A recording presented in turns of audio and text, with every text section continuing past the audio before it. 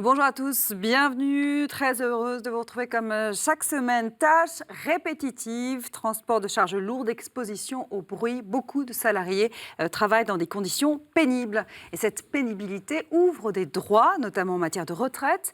Mais comment mesurer objectivement cette pénibilité? Que faut-il effectivement prendre en compte? Sur cette question, tout est loin d'être réglé. Il suffit de regarder les dernières modifications opérées en 2017.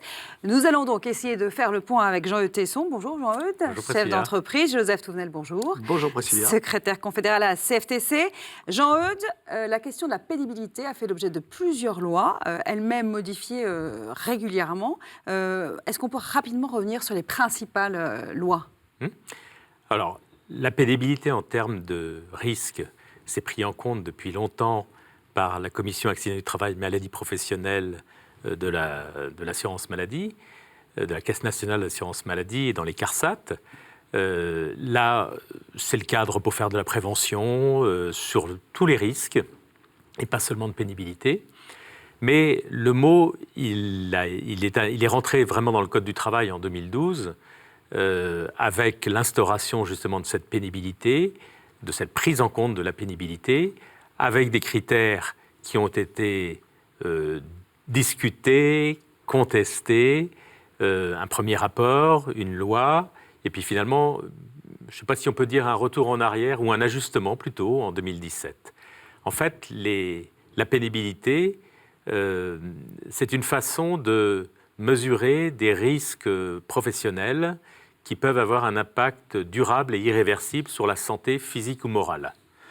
Alors, une fois qu'on a dit ça, comment on tricote? C'est bien le problème. Voilà, et en fait, il y a pour moi deux types, peut-être trois types même de pénibilité. Il y a la pénibilité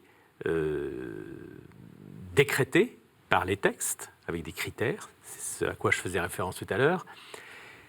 Il y a la pénibilité ressentie par le salarié lui-même, qui trouve que son travail est pénible, tout simplement, ou difficile, qu'il se fatigue.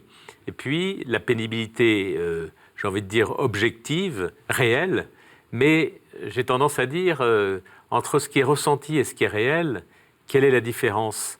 Un salarié qui ressent une pénibilité, pour lui, cette pénibilité, elle est bien réelle. Elle est réelle. Mais est-ce qu'elle est justifiée? Est-ce qu'il a raison de voir, enfin, est-ce que, en tout cas, c'est pour le commun des mortels, est-ce que ce qu'on lui demande de faire est réellement pénible, ou est-ce que c'est un cas particulier qui trouve pénible ce qu'on lui a demandé? On a bien compris que depuis des années, on se bat sur ces critères de pénibilité. C'est bien la difficulté de faire la distinction entre ce qui est ressenti, ce qui est réel et ce qui est listé par les textes. C'est bien ça le problème, Joseph. Oui, alors, le problème, c'est qu'il y a une partie objective, c'est la plus facile.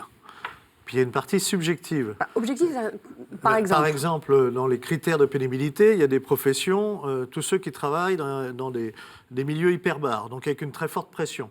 Ce sont des métiers dangereux, prématurément usants, donc on sait que c'est pénible. Tous ceux qui travaillent en travail de nuit, parce que médicalement, on sait que ça use prématurément. Toutes les personnes qui travaillent la nuit. Alors évidemment, il y a des problèmes de durée. Si je travaille 10 minutes la nuit pendant 6 mois, c'est pas la même chose, ou si je fais une carrière de 25 ans travaillant toute la nuit. Mais on sait que ça use prématurément. Notamment, on sait aujourd'hui que pour les femmes qui travaillent la nuit, elles ont beaucoup plus de cancers que le reste des femmes qui travaillent dans les mêmes conditions, mais en journée. Donc ça, c'est objectif. Donc on peut faire un certain nombre de choses, bien qu'après, les mesures précises sont très difficiles parce que chaque personne va réagir différemment devant la même pénibilité. Ça, c'est peut-être là, parce que Jean-Paul parlait de pénibilité ressentie. C'est-à-dire qu'il y a des gens qui vont supporter plus facilement mais même physiquement, les contraintes. Il y a des gens qui sont capables de courir un 100 km. C'est fatigant, mais ils ne vont pas trouver que c'est épuisant. Et il y en a d'autres, ils ne peuvent pas courir 10 km. C'est aussi chacun est fait différemment. Cela dit, il y a des éléments objectifs. J'en ai indiqué 2, il y en a d'autres. Et c'est la mesure qui est difficile. Alors, quand Jean-Eudes a dit à juste titre tout à l'heure, il a fait l'historique, en 2012, on a négocié, j'étais dans les négociateurs nationaux. On est arrivé à une définition de la pénibilité, on a mis en place un certain nombre de critères, et il y a eu un retour en arrière. Il y avait 10 facteurs, et puis aujourd'hui, il y a toujours 10 facteurs, mais il y en a 6 qui donnent droit à des points sur le compte professionnel de pénibilité. Pourquoi il y en a 4 qui ont été retirés. On a beaucoup crié haro sur le patronat. Et la grosse difficulté, c'était comment mesurer. Et une fois que nous, on avait négociateurs patronaux et syndicaux, on s'était mis d'accord. Alors, comme d'habitude, pas tous les syndicats, voilà, bon, OK, mais on s'était mis d'accord majoritairement. Le législateur a pris la main. Et le législateur, ce n'est pas forcément le meilleur connaisseur de la vie en entreprise. Et alors, il a fait un texte où, à un moment donné... moi qui étais négociateur, je me suis dit, je suis aussi un petit chef d'entreprise, je suis le patron direct CFTC Paris. Je me dis, tiens, je prends les critères du législateur et je regarde. J'ai commencé à ne plus rien comprendre. Et là, et du coup, il y a des choses qui ont été retirées. Il faut sans doute retravailler dessus pour voir comment on peut prendre en compte et protéger les salariés. C'est la première mesure sans doute, c'est les protéger, prévenir, faire qu'on ne passe pas toute sa vie dans les métiers pénibles avant de réparer. Il faut prévenir, mais c'est une vraie difficulté sur certains métiers à appréhender et à mesurer. Joseph a raison, et d'ailleurs de rectifier, parce que finalement, la principale motivation du patronat pour contester ce qui avait été mis en place sur la pénibilité, c'est simplement la difficulté de mise en œuvre. Et aussi l'injustice de certaines situations.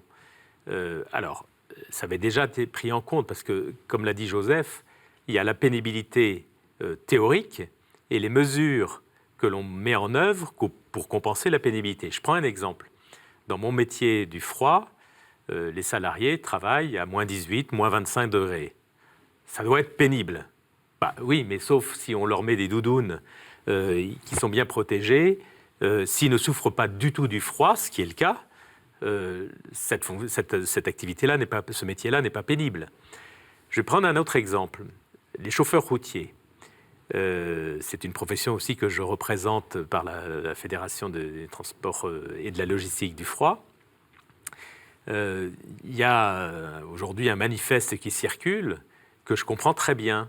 Le métier de chauffeur, ce qui est difficile, ce n'est pas forcément de conduire, parce qu'en général, ils aiment ça. Mais quand ils arrivent dans un lieu pour décharger, s'ils sont mal accueillis, c'est pénible. S'ils n'ont pas les moyens d'aller aux toilettes dans des conditions décentes, s'ils n'ont pas le moyen de prendre une douche, s'ils sont confinés dans un sas étroit, froid, en courant d'air, la pénibilité du métier de transporteur, elle est là lorsqu'il s'arrête. Mais pour l'entreprise de transport, c'est compliqué à gérer parce qu'il n'est pas responsable de la façon dont il sera accueilli dans une plateforme de la grande distribution. Donc finalement... Où est-ce que ça s'arrête, la pénibilité? Ouais, où est-ce que ça commence inhérent, ou est-ce que c'est inhérent à la profession qu'on choisit aussi? Ça peut, vous parlez le transport, la fatigue, la route, la tension. Typiquement, on parle aussi de critères sur l'espérance de vie, sur l'impact sur la santé, et puis de la charge mentale aussi, quand on a beaucoup de responsabilités. Alors, la charge mentale, c'est un autre problème. Avant d'arriver ce qui est le plus difficile, c'est tout ce qui est burn-out, charge mentale, etc., sur des choses qui sont objectives. On a, par exemple, les gestes répétitifs. Et donc, on s'était mis d'accord pour dire les gestes répétitifs, voilà, si vous faites sans arrêt le même geste, il y a une vraie pénibilité, il y a une usure prématurée. On le voit d'ailleurs dans les caissières dans les grandes surfaces qui... Avec les codes barres. Et il y a des maladies qui se déclenchent. D'accord. Mais qu'est-ce que nous a fait le législateur? Il nous a fait un petit texte qui est magnifique. Les gestes répétitifs doivent être quantifiés car ils donneront lieu à l'attribution de points pour les salariés. Donc très bien, parce que ça permet avec des points de pouvoir prendre la retraite plus tôt, à réaliser une activité répétitive au moins pendant 900 heures par an, soit une répétitivité gestuelle impliquant 15 actions techniques ou plus en cas de temps de cycle inférieur ou égal à 30 secondes, soit 30 actions techniques ou plus avec un temps de cycle supérieur à 30 secondes de temps de cycle variable ou en l'absence de temps de cycle. Et je ne vous ai pas tout lu. Oui. Je n'y comprends déjà plus rien. C'est un enfer quand même. Pour un patron, c'est un enfer à quantifier. Voilà. Et même sur les gestes répétitifs, je crois avoir raconté à l'une de nos émissions que j'ai fait un stage pendant mes études d'ingénieur chez Renault, à la régie, sur la dernière chaîne, vraiment à la chaîne, où j'enfilais des tiges filetées dans des moteurs de 4L, dans des culasses. Et il y avait pas loin de moi un gars qui faisait des gestes répétitifs toute la journée et depuis des décennies. Il s'était installé un pupitre et il lisait des romans toute la journée.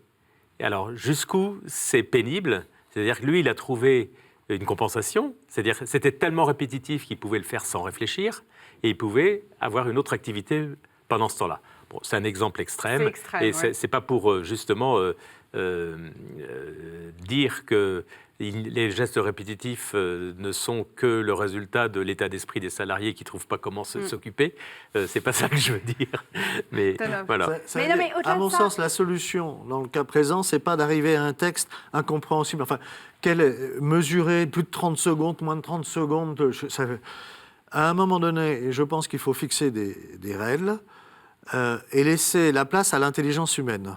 C'est-à-dire laisser la place peut-être à la négociation au niveau des branches professionnelles, d'adapter près, l'esprit du pour texte. permettre- Ce qui veut dire qu'une branche professionnelle intelligente, elle va aussi permettre à la négociation dans l'entreprise d'affiner les choses. Ma caissière de supermarché, on sait très bien que le geste répétitif, etc., peut-être que c'est ceux qui sont sur le terrain, là, qui sont les mieux à même. Qui sont les mieux à même Une fois. de témoigner. Alors, C'est- rapidement, on avait évoqué...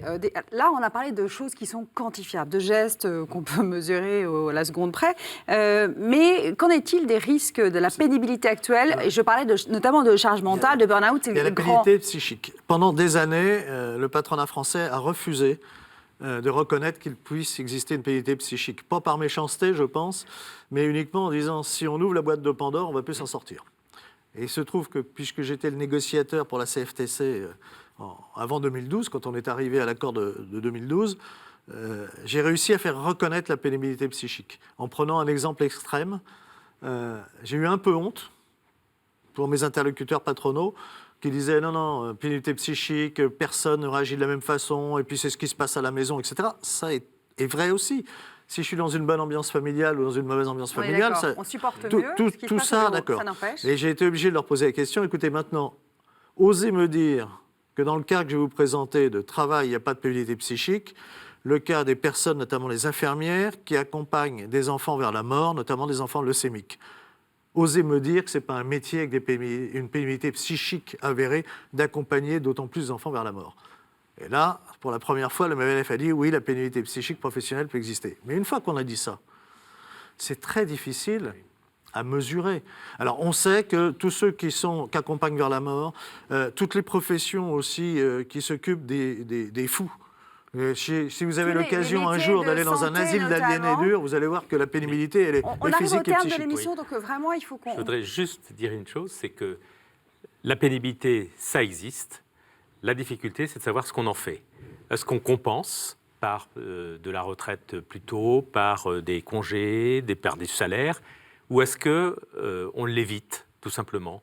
Eh bien, Joseph a répondu tout à l'heure en disant, J'imagine qu'on au fait sein un d'une peu même les deux. entreprise, on peut faire en sorte que la pénibilité, Ce que j'entends, là, parce qu'on d'amoindrir la arrive- pénibilité. Ce que j'entends, c'est qu'il faut travailler. Il y a des règles, il y a des lois qui Il faut existent, mais qu'il faut travailler travailler au, et ne pas, au comme plus on vient de près. le faire, ne pas éviter le débat. On l'a et on peut construire des choses intelligentes Merci ensemble. à tous les deux pour cette amorce de discussion. Ils sont d'accord. Merci à vous également de nous avoir suivis. À la semaine prochaine.